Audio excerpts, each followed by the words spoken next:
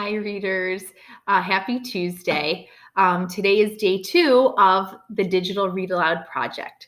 So hopefully yesterday you had a lot of fun choosing a favorite read aloud from your childhood and one that you think would be a great book to share with the younger students at Hohoka School.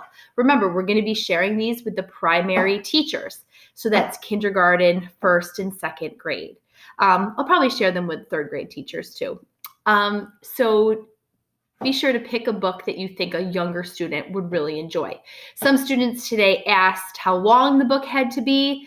Remember, you don't want it to be too long because that's going to take a lot of time to record and to take pictures of all of those different pages, but not one that's too short either. You want it to be, just like Goldilocks, just right. So yesterday you worked on reading with fluency and practicing how you're going to become the character. And today you're going to start actually assembling I don't think I said the word, assembling. Mr. Burke, is that right? Assembling? Assembling. Yeah, that's the word. Assembling. No, that can't be right. Assembling? Assembling. Yeah. Assembling your book. Okay? So today you're going to be assembling your book. Today you're going to be taking pictures of each page in your book and putting those pictures on Google Slides. And I've already created a Google Slides that's attached on Google Classroom, and you're going to be working within that document. So the very first thing that you want to do today that is going to take a little bit of time is you're going to want to take pictures of your book. So I'm going to go to my file of Stand Tall, Molly Melon, and I'm going to go to my original copy. Sorry, it's loading right now. Okay. So I'm going to show you how to insert a picture. Now, you can do this in a lot of different ways on Google Slides. So I want you to find the way that's going to work best for you. If you go to Insert and you go to Image, there's these 4 different ways that you can insert images. Finding the image on Google Drive, finding them in Google Photos, by a URL or website, or by the camera on your Chromebook. So one of the ways that you can choose to do this is using the camera on your Chromebook. Okay, so if I click the camera, all right, the camera shows up right there. So I have my copy of Stand Tall, Molly Melon. So I have the option of trying to center the book and then hitting right there. So I'm going to click over here because that's the version I want and hit Insert. Okay, so now I have my image. What I'm going to do is I'm going to crop that image. So cropping your image is going to be super important so that you crop anything you don't want to see out of that picture.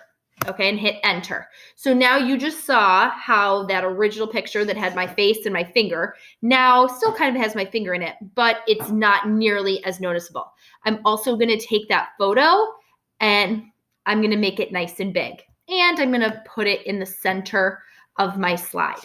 All right, so do you see how I did that? So first I went to Insert, I went to Image, I went to Camera, and I took a picture, cropped it, and made it bigger, okay? So that's one way to do it. The other way that is probably the easier way is to pick up a phone, either your mom's or dad's or whoever you're living with, or your own phone, and just take a picture of the book, okay? So you're going to take a picture of each page of your book. And then you're just going to send yourself all of those pictures. And you can email yourself all of those pictures. So most of you now know that you have an email address, right? It's your Hohokus email address. So you can just email them to yourself. So that's the way that I did it when I created this version. I didn't take any of the pictures on my Chromebook. I could have, but for me, that was just taking a really long time.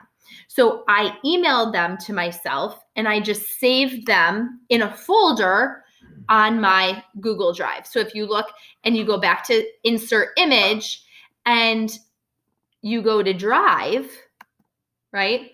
It's going to show all the pictures on your drive. Okay? So you go to my drive. Now I have everything saved in I think this is right. Yep. I have them all saved in this folder, digital read aloud, and I would just pick each file and insert it into each slide.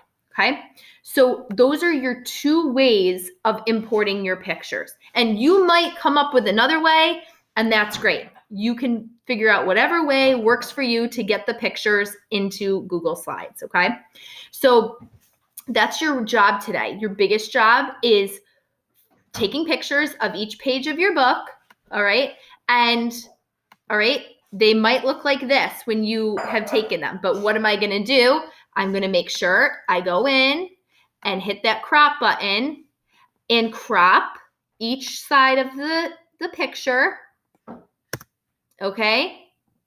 And then I'm going to make it big, okay? So this is the step that we're doing today. We're also going to our very, very, very final page, okay? That's my back cover. And then we're putting one slide after it. That's a question slide. Now, we are making these digital read alouds for students, right? So isn't it going to be a great way for them to actually learn and practice their reading comprehension from using these read alouds and using your questions that you create for them? So if we flip back to our document here, I gave you some suggestions on ideas for questions. Now you're going to have to change these and modify them so they're going to work with your story, and you're going to want to ask questions that are really going to make the reader think. So these were some that I came up with.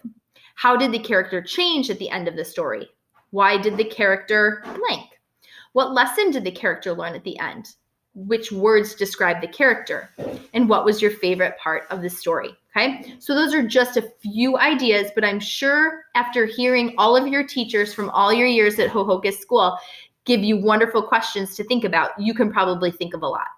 So if I go back to my digital read aloud, I asked these 2 questions. Why was Howard Durkin nice to Molly Lou Mellon at the end of the story?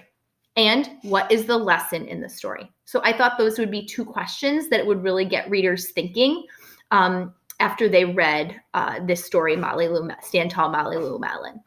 Okay, so readers, you have a lot to do today.